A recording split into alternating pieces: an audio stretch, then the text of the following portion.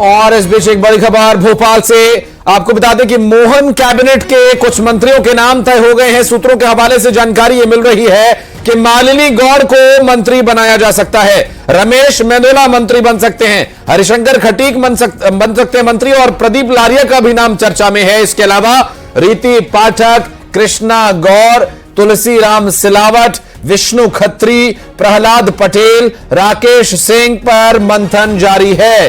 23-24 दिसंबर दोनों में से कोई एक दिन मंत्रिमंडल के विस्तार के शपथ ग्रहण की जानकारी मिल रही है। इसके अलावा जानकारी कैलाश विजयवर्गीय को लेकर भी यह मिल रही है कि कैलाश विजयवर्गीय को प्रदेश संगठन में बड़ी जिम्मेदारी मिल सकती है। जानकारी इस वक्त एक बड़ी खबर हम आपको दे रहे हैं, जहां पर आपको बता दें कि मोहन कैबिनेट के कुछ जो संभावित नाम हैं उनकी जानकारी मिल रही है कि ये संभावित नाम मंत्रिमंडल में शामिल किए जा सकते हैं, जिसमें सभी वर्गों को साधने का प्रयास किया गया। हालांकि अभी सूत्रों के हवाले से यह जानकारी है, सूत्र ये बता रहे हैं कि मालिनी गौड़ को मंत्री बनाया जा सकता है, रमेश मेंदोला मंत्री बनाए जा सकते हैं, हरिशंकर खटीक को मंत्रिमंडल में शामिल किया जा सकता है, प्रदीप लारिया को मंत्री बनाया जा सकता है, रीति पाठक को मंत्री बनाया जा सकता है, कृष्णा गौर का नाम चर्चा में है सूत्रों के हवाले से, तुलसीराम सिलावट, विष्णु खत्री नाम लगभग तय माने जा रहे हैं, जबकि प्रहलाद पटेल और राकेश सिंह के नाम पर मंथन चल रहा है। 23-24 दिसंबर को मंत्रिमंडल विस्तार हो सकता है, शपथ ग्रहण हो सकता है। साथ ही कैलाश विजयवर्गीय को लेकर भी जानकारी ये मिल रही है कि उन्हें संगठन में बड़ी जिम्मेदारी दी जा सकती है। इस वक्त की बड़ी खबर हम आपको बता दें, जहां मध्य प्रदेश में जिस तरह की परिस्थितियां हैं उन परिस्थितियों को देखते हुए अभी सूत्रों के हवाले से जानकारी जो मिल रही है वो ये कि आगे मोहन कैबिनेट के जो संभावित चेहरे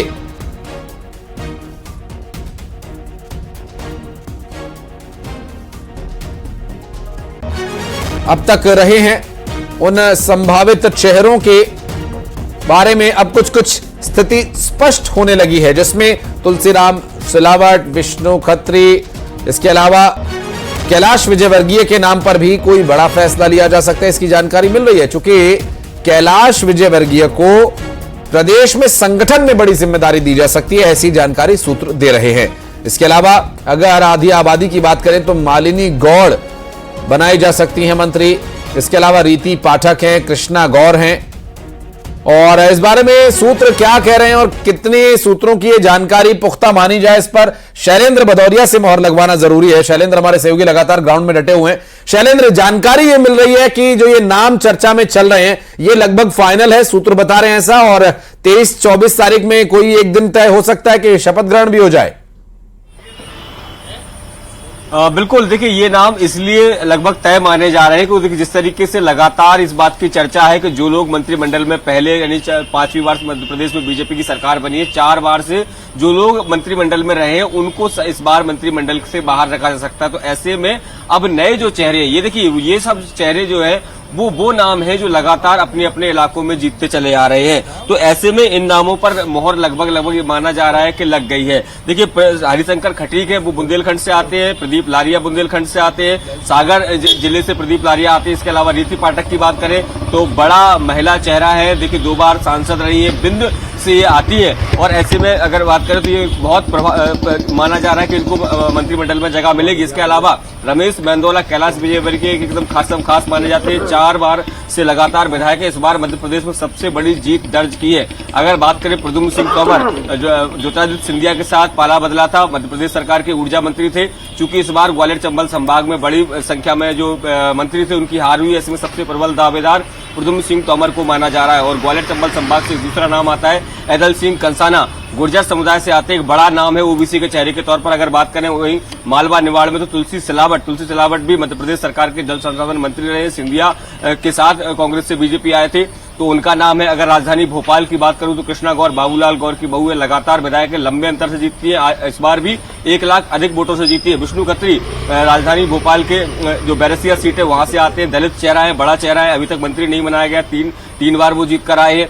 तो ये वो नाम है जो लगातार इसलिए चर्चा में है और लगभग ये नाम इसलिए तय माने जा रहे हैं क्योंकि देखिए जिस तरीके जिस बात का मैं जिक्र कर रहा हूं कि नए विधायकों को मंत्री बनाना नहीं है और जो पुराने लोग हैं जो लगातार 4 वर्ष से मंत्रिमंडल में थे उन चेहरों पर को बदलना है। क्योंकि देखिए मैं पहले भी लगातार बात कर रहा हूं कि मध्य प्रदेश में बीजेपी अब पीढ़ी परिवर्तन की दिशा में काम कर रही है। जिस तरीके से मुख्यमंत्री को बदला गया तो ये उम्मीद यही है कि जो लोग लगातार विधायक जीतते रहे लेकिन उनको मंत्रिमंडल में किन्हीं कारणों से जगह नहीं मिली थी तो ऐसे लोगों को अब मंत्रिमंडल में लाया जाएगा। हालांकि देखिए 2 बड़े नाम ऐसे हैं जिनको लेकर अभी फिलहाल संशय बना हुआ है, चाहे वह प्रहलाद पटेल हो या राकेश सिंह हो।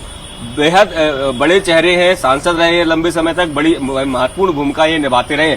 इसके बाद अगर बात आती है तो कैलाश विजयवर्गीय, उनके बारे में ये माना जा रहा है कि वह मंत्रिमंडल में जगह नहीं लेंगे बल्कि उनको संगठन में एक बड़ी जिम्मेदारी दी जा सकती है। तो ये सारी जानकारियां अभी फिलहाल जो है वो विश्वस्त सूत्र बता रहे हैं। अंतिम मोहर जो है ये माना जा रहा है कि अब जब डॉक्टर मोहन यादव दिल्ली से लौटेंगे तो उनके नामों पर भी मोहर लगाकर ही वो वापस लौटेंगे। तो और कल या परसों जो है मंत्रिमंडल का गठन संभव नजर आ रहा है। जी बिल्कुल, जो समीकरण साधने का प्रयास था शैलेंद्र, वो भी इन नामों में दिखाई दे रहा है। लेकिन कई बड़े नाम जो जिसमें मसलन सांसद थे या केंद्रीय मंत्री थे उन्हें अब राज्य में मंत्रिमंडल में शामिल किया जाए या न किया जाए, इस पर थोड़ी सी जरूर पशुपेश की स्थिति भारतीय जनता पार्टी में नजर आ रही है, चूंकि काफी समय लग रहा है इसमें। देखिए बिल्कुल निश्चित तौर पर मध्य प्रदेश में बीजेपी ने 7 सांसदों को चुनाव लड़ाया था जिसमें से 2 सांसदों को हार मिली थी, लेकिन 5 सांसद जो जीत कर आए थे।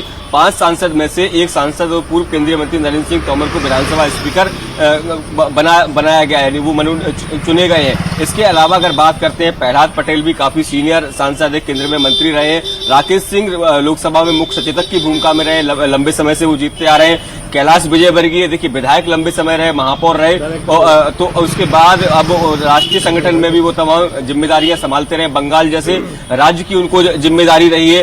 राव उदय प्रताप है जो होशंगाबाद से सांसद हैं और उनके नाम पर भी को लेकर है। तो ये तमाम वो नाम है जो बड़े दिग्गज नाम है। क्या ये मंत्रिमंडल में स्थान लेंगे या फिर संगठन में इनकी कोई महत्वपूर्ण भूमिका होगी, इसको लेकर जो है वो आला कमान फिलहाल मंथन कर रहा है। इनके बारे में विचार किया जा रहा है कि क्या उनको मंत्रिमंडल में शामिल किया जाए या फिर इनकी भूमिका संगठन में तय की जाए ताकि आने वाले लोकसभा में इनके चेहरों का उपयोग जो है वो बीजेपी लोकसभा चुनाव के लिए कर सके।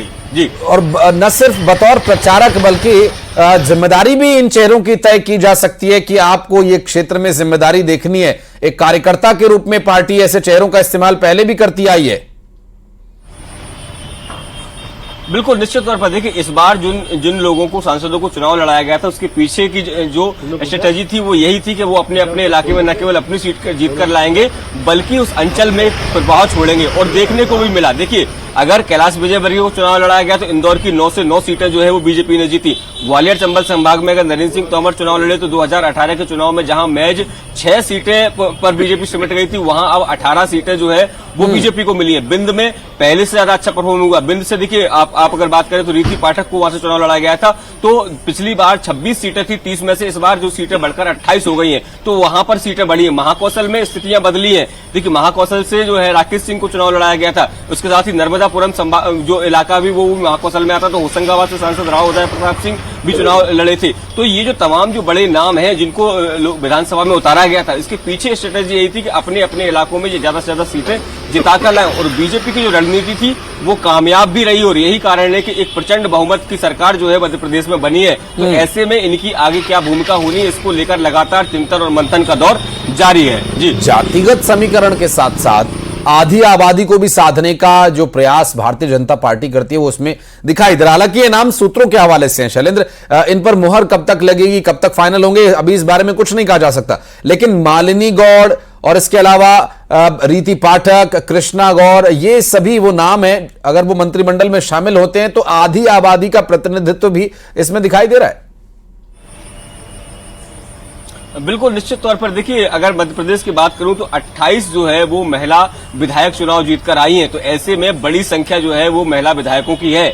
और जिस तरीके से जिस बात का जिक्र किया गया कि मोदी मैजिक के साथ साथ लाडली बहना योजना का इफेक्ट था कि मध्य प्रदेश में इतनी बड़ी जीत मिली। तो ऐसे में जिन लाडली बहनों की वजह से जीत मिली और उनको वो खुद जो चुनाव जीत कर आई है, तो उनको भी कहीं ना कहीं मंत्रिमंडल में पर्याप्त स्थान आपको देना होगा। हालांकि अगर पिछले मंत्रिमंडल की बात करूं तो उषा ठाकुर हो, मीना सिंह हो, ये जो मंत्री के तौर पर काम करती थी, लेकिन इस बार अगर मैं बात करूं तो अर्चना चिटनिस चुनाव जीत कर आई है, पूर्व मंत्री रही है, ललिता यादव चुनाव जीत कर आई है, वो पूर्व मंत्री रही है। इसके अलावा रीति पाठक जो बड़ा चेहरा है वो चुनाव जीत कर आई है, और कृष्णा गौर जो 1 लाख से अधिक वोटों से चुनाव जीती है। तो ये तमाम जिन लोगों को, मालिनी गौर लगातार इंदौर से चुनाव जीत रही है, तो ये वो नाम है जो लगातार क्षेत्र में एक्टिव रहते हैं और लगातार चुनाव भी जीत रहे हैं और अपने अपने इलाके में प्रभाव भी रखते हैं। तो ऐसे में अब डॉक्टर मोहन यादव भी यही चाहेंगे कि जो आधी आबादी है उसको उनके मंत्रिमंडल में पर्याप्त स्थान मिले, और यही कारण है कि ये जो नाम है ये अब निकलकर सामने आ रहे हैं। जी बिल्कुल, और इसकी हालांकि अभी जो औपचारिक घोषणा है वो होना बाकी है। शैलेंद्र, आप नजर बनाए रखिएगा इस पूरे मामले पर, आगे अपडेट लेते रहेंगे आपसे।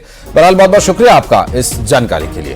तो जानकारी ये मिल रही है कि मोहन यादव की टीम लगभग फाइनल हो चुकी है। 18 से 19 सदस्य मंत्रिमंडल में शामिल किए जा सकते हैं और शपथ ग्रहण कल या परसों यानी 23 या 24 तारीख में हो सकता है, ऐसी जानकारी अब तक मिल रही सूत्रों के हवाले से।